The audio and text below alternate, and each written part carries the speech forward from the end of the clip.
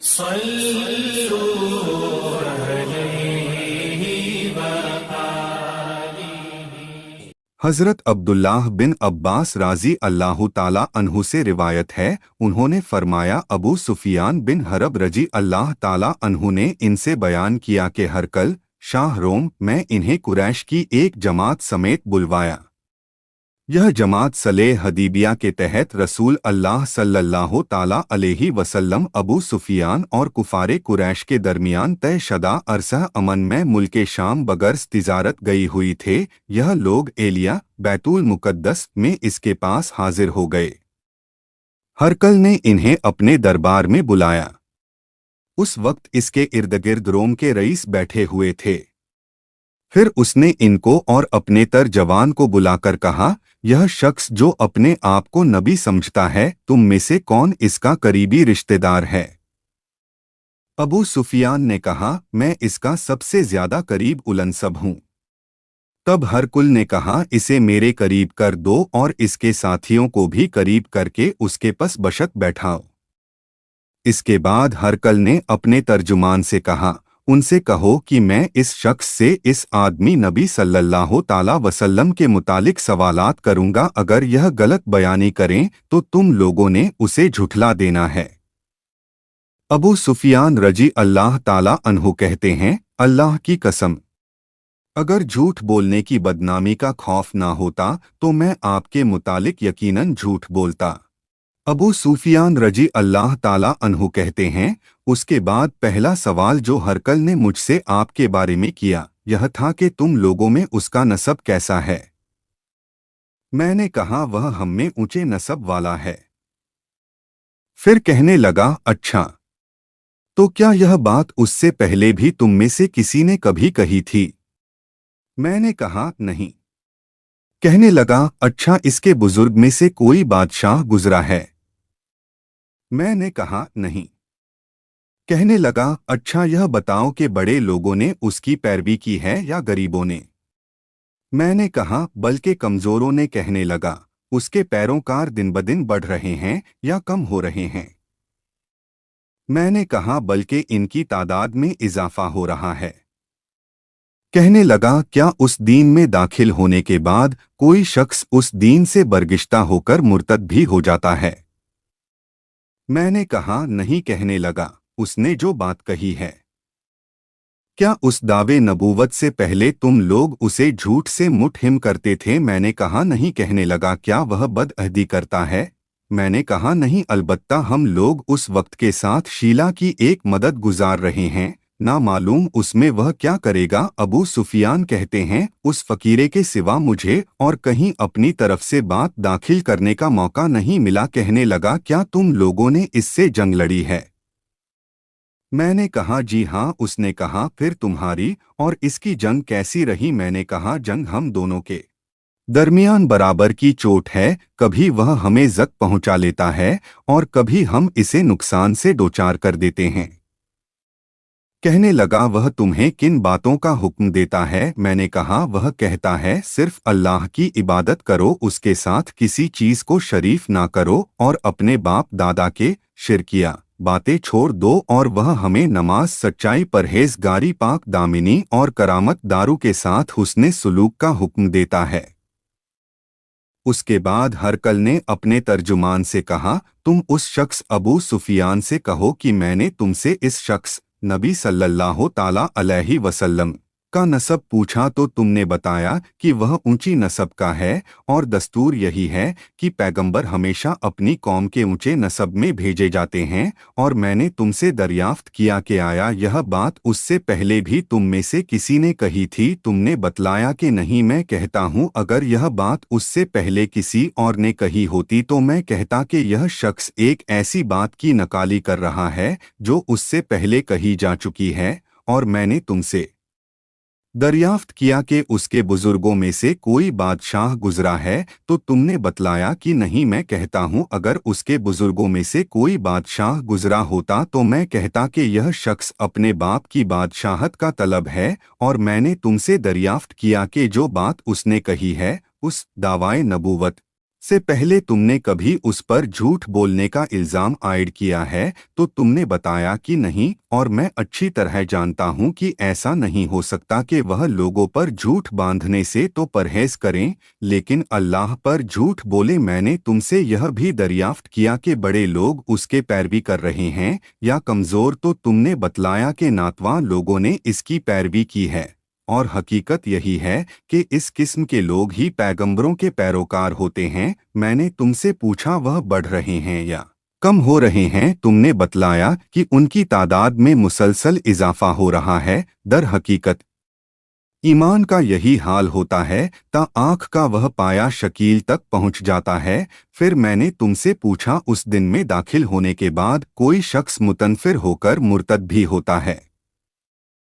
तुमने बतलाया कि नहीं, और ईमान का हाल यही होता है कि उसकी बशारत खुशी जब दिल में समा जाती है तो फिर निकलती नहीं। और मैंने तुमसे दरियाफ्त किया क्या वह अहद शकनी करता है, तो तुमने बतलाया कि नहीं, और रसूल ऐसे ही होते हैं, वह धोखा नहीं करते। मैंने तुमसे यह भी पूछा वह तुम्हें किन बातों का हुक्म देता है, तो तुमने बतलाया कि वह अल्लाह की इबादत करने और उसके साथ किसी को शरीक ना ठहराने का हुक्म देता है, तुम्हें बुत परस्ती से मना करता है और नमाज, सच्चाई और परहेजगारी और पाक दामिनी इख्तियार करने के मुतालिक कहता है। लिहाजा जो कुछ तुमने बतलाया है अगर वह सही है तो यह शख्स बहुत जल्द उस जगह का मालिक हो जाएगा जहां मेरे यह 2 कदम हैं। मैं जानता था कि यह नबी आने वाला है, लेकिन मेरा यह ख्याल ना था कि वह तुम में से होगा। अगर मुझे यकीन होता कि मैं उसके पास पहुंच सकूंगा तो उससे मुलाकात की जहमत ज़रूर उठाता, और अगर मैं उसके पास मदीने में होता तो ज़रूर उसके पाँव धोता। उसके बाद हरकल ने रसूले अकरम सल्लल्लाहु ताला अलैहि वसल्लम का वह खत मंगवाया जो आपने वहिया कल्बी रजी अल्लाह ताला अन्हु के जरिए से हाकिम बूसरा के पास भेजा था, और उसने वह खत हरकल को पहुंचा दिया था। हरकल ने उसे पढ़ा। उसमें लिखा था, शुरू अल्लाह के नाम से जो बहुत मेहरबान निहायत रहम करने वाला है। अल्लाह के बंदे और उसके रसूल मोहम्मद सल्लल्लाहु ताला अलैहि वसल्लम की तरफ से हरकल अजीम शाह रोम के नाम उस शख्स पर सलाम जो हिदायत की पैरवी करें। उसके बाद मैं तुझे कलमा इस्लाम ला इलाहा इल्लल्लाह मुहम्मद उर रसूलुल्लाह की दावत देता हूँ। मुसलमान हो जा तो महफूज रहेगा। अल्लाह ताला तुझे दोहरा अजर देगा। अगर तू यह बात ना माने तो तेरी रियाया का गुनाह भी तुझी पर होगा। और ए अहले किताब, एक ऐसी बात की तरफ आ जाओ जो हमारे और तुम हारे दरमिया यकसा है। हम अल्लाह के सिवा किसी और की इबादत ना करें और उसके साथ किसी चीज को शरीक ना ठहराएं, और हम में से कोई अल्लाह के सिवा एक दूसरे को अपना कारसाज ना समझे। चुनाचे अगर यह लोग आवाज करें तो साफ कह दो कि गवाह रहो, हम तो फरमाबरदार हैं। अबू सुफियान रजी अल्लाह ताला अन्हु ने कहा, जब हरकल जो कहना चाहता था कह चुका और खत पढ़कर फारिग हुआ तो वहां आवाजें बुलंद हुई और बहुत शोर मचा और हम बाहर निकाल दिए गए। मैंने बाहर आकर अपने साथियों से कहा, अबू कब्सह के बेटे का मामला बड़ा जोर पकड़ गया है, उससे तो रोमियो का बादशाह भी डरता है। उस रोज के बाद मुझे बराबर यकीन रहा कि उस रसूल का दीन गालिब आकर रहेगा, यहाँ तक कि अल्लाह ताला ने मेरे अंदर इस्लाम जागजे कर दिया।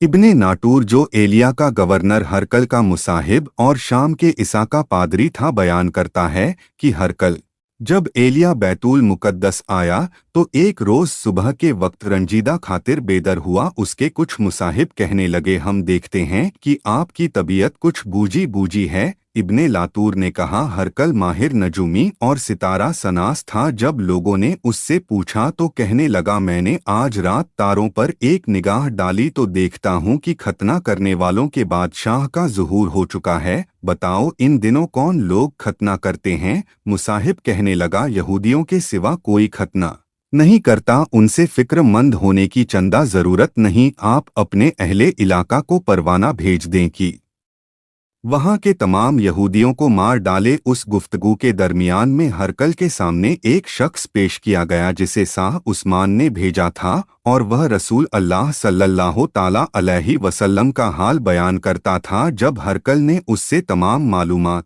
हासिल कर ले तो कहने लगा इसे ले जाओ और देखोगे उसका खतना हुआ है या नहीं। लोगों ने उसे देखा और हरकल को बताया कि उसका घटना हुआ है। हरकल ने उससे दरियाफ्त किया, अरब खतना करते हैं?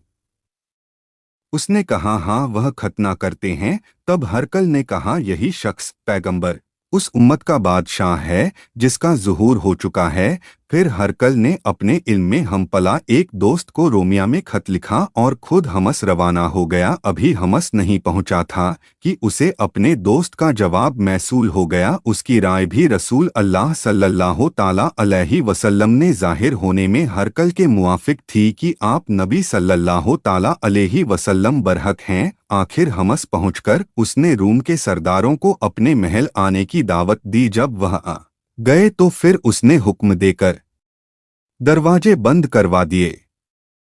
फिर बाला खाना बालकनी से उन्हें देखा और कहने लगा रोम के लोगों, अगर तुम अपनी कामयाबी भलाई और बादशाहट पर कायम रहना चाहते हो तो उस पैगंबर की बैत कर लो। यह ऐलाने हक सुनते ही वह लोग जंगली गधों की तरह दरवाजों की तरफ दौड़े। देखा तो वह बंद थे। जब हरकल ने उनकी नफरत को देखा और उनके ईमान लाने से मायूस हुआ तो कहने लगा सरदारों को मेरे पास लाओ। जब वह आए तो कहने लगा मैंने अभी जो बात तुम्हें कही थी वह सिर्फ आजमाने के लिए थी कि देखो तुम अपने दीन पर किस कदर मजबूत हो। अब मैं वह देख चुका। तब तमाम हाजिरी ने उसे सजदा किया और उससे राजी हो गए। यह हर कल के ईमान लाने के मुतालिक आखिरी हालात है। यह रिवायत सालेह बिन कैसान, यूनुस और मामिर ने भी ज़हरी से बयान की है। सहीह बुखारी हदीस नंबर 7। सवाबे जारिया के लिए वीडियो शेयर करें और चैनल सब